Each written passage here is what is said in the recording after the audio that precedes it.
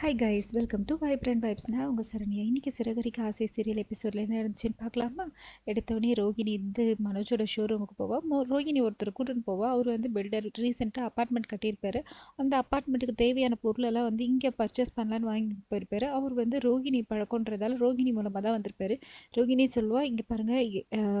ரோகிணி அவர்கிட்ட சிரிச்சு சிரிச்சு காமிக்கிறது இதெல்லாம் பார்க்கும்போது மனோஜ்க்கு பயங்கரமாக பொசசிவ் ஆகும். ரோஹிணியே பார்த்துக்கிட்டே இருப்பான். அவன் ரோஹிணி ரோஹிணின்னு சொல்லிட்டு அவன் ரோஹிணி ரொம்ப பயங்கர இது பண்ண மனோஜ்க்கு பயங்கரமாக காண்டாகும். ரோஹிணி இவனை போயிட்டு, பிரகாஷ் நீங்கள் போயிட்டு இது டீ வாங்கிட்டு வாங்கன்னு சொல்லிட்டு காஃபி வாங்கிட்டு வாங்கன்னு சொல்லுவான். இதெல்லாம் கேட்டோன்னே, ப்ரோ என்ன போக சொல்கிறாங்க, அவர் பெரிய ஆர்டர்லாம், அதனால தான் உங்களை போக சொல்கிறாங்க, நீங்கள் போயிட்டு வாங்கன்னு சொன்னோடனே ஒரு காஃபி வாங்கிட்டு வந்தோடனே ரோஹிணி உங்களுக்குன்னு சொல்லிட்டு 2 பேரும் அதையும் ஷேர் பண்ணிலாம் குடிப்பாங்க. இதெல்லாம் பார்க்கும்போது மனோஜ்க்கு பயங்கரமாக பொசசிவ்னஸில் பயங்கரமாக காண்டாகும்.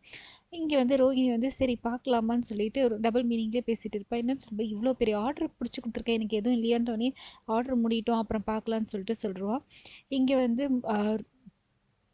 மீனா ஸ்ருதி வீட்டுக்கு வந்திருப்பா. ஸ்ருதி வீட்டுக்கு வந்தோடனே ஸ்ருதியோட அப்பா அம்மாவும், என்ன உங்கள் மாமனார் மாமியார் இவளை இங்கேயே இருக்க சொல்லியிருக்காங்களான்னு சொன்னோடனே, எங்களுக்கு நாங்கள் இங்கே இருக்க சொல்லலை, ஸ்ருதி எப்போ வேணால் வரலாம், நாங்களே எப்போ வருவாங்க தான் பார்த்துட்ருக்கோன்னு சொல்லிட்டு சொல்லுவாங்க. அப்புறமேட்டா மீனா இந்த மாதிரி நீத்தோட ரெஸ்டாரண்ட் யாரோ எரிச்சிட்டு இருக்காங்க, நீத்துவும் அடித்து காலை உடச்சிருக்காங்க, யாருன்னு தெரியலன்னு சொன்னோடனே யாராக இருக்கும்னு சொல்லிட்டு எல்லாரும் யோசிப்பாங்க. ஆனாலுமே ஸ்ருதியோட அப்பாவுக்கும் அம்மாவுக்கும் சந்தோஷம் தான், எப்படியோ ஒன்று நல்லது தானே நடந்திருக்குன்ற மாதிரி நினைப்பாங்க.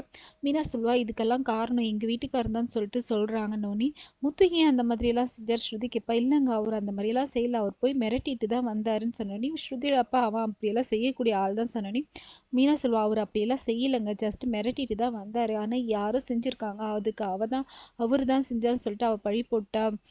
ரவி அவர்கிட்ட இது பண்ணிக்கிட்டாரு, இப்போ ரவி தான் பார்த்துட்டு இருக்காரு ஸ்ருதியை, வேற ஆப்ஷன் இல்லாமன்னு சொல்லிட்டு சொல்லுவா.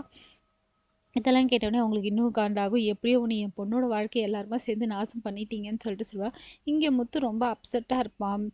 ஏன்னா ரவி இவன் கிட்ட பயங்கரமாக சண்டை போட்டிருப்பான். அதை நினச்சி முத்து ரொம்பவே அப்செட்டில் இருக்கும்போது, செல்வம் என்னடா ஆச்சு, ஏன் சோகமாக இருக்கான்னு கேட்பான். அதுக்கு முத்து சொல்வான், இந்த மாதிரி ரவி என்கிட்ட கோச்சிக்கிட்டான்டா, என் சட்டையை பிடிச்சி சண்டை போட்டான்டா, நான் தான் பண்ணேன்னு சொல்லிட்டு, நானும் அப்படியெல்லாம் பண்ணவே இல்லைடான்னு சொன்னோடனே செல்வம் சொல்லுவான், சரி விடுடா, அந்த பொண்ணு பேசின பேச்சுக்கு இந்த மாதிரி பண்ணியிருந்தாலும் தப்பு இல்லை, நல்லது தான், யாரோ ஒருத்தவங்க நல்லது தானே பண்ணியிருக்காங்கன்னு சொல்லிட்டு அந்த ஆப்போசிட்டாக பேசுனோடனே முத்துக்கு டவுட் வந்துடும். நீ என்ன அப்படியே அந்த பொண்ணுக்கு இதுவாகவே பேசிட்டு இருக்க, ஒருவேளை நீ தான் எனக்கு தெரியாமல் பண்ணியான்னு சொல்லிட்டு கேட்டுருவான். கேட்டோடனே செல்வத்துக்கு கோவம் வந்துடும். நீ எப்படி என்ன அந்த மாதிரியெல்லாம் கேட்கலாம், நீ தான் கோவக்காரன், நீ தான் கோவத்தில் ஏதாவது பண்ணுவேன், நான் அந்த மாதிரியெல்லாம் இல்லை சொல்லிட்டு பண்ணி 2 பேருக்கும் சண்டை முத்திக்கிட்டே போகும். முத்துவும் சொல்லுவான், டேய் செல்வம், நான் ஏற்கனவே கடுப்பில் இருக்க, நீ அமைதியான்னு சொல்லிட்டு செல்வம் கேட்கவே மாட்டான். நீ எப்படி நீ என்ன சந்தேகப்படலாம், அப்போ நீ தான் பண்ணியிருப்ப, நீ தான் இந்த மாதிரியெல்லாம் பண்ணக்கூடியவன்னு சொல்லிட்டு 2 பேரும் பயங்கரமாக மாற்றி மாற்றி சண்டை போடுவாங்க.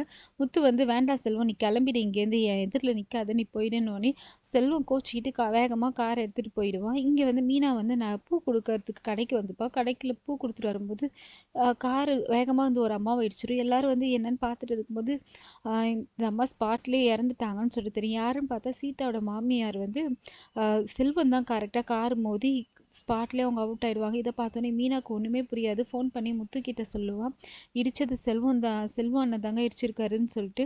இதை கேட்டோடனே முத்துக்கு ஷாக் ஆகிடும். இங்கேருந்து கோவமாக கார் எடுத்துகிட்டு போனவன் சீதா மாமியாருக்கு ஏற்றிட்டாண்டா, அவங்க ஸ்பாட் அவுட்டுன்னு சொல்லிட்டு சொல்லுவாள். இங்கே சீதாவுக்கு ஃபோன் வந்துடும். மீனா ஃபோன் பண்ணி எல்லாருக்கும் சொல்லுவாள். இங்கே எல்லாரும் அழுதுட்டு இருப்பாங்க.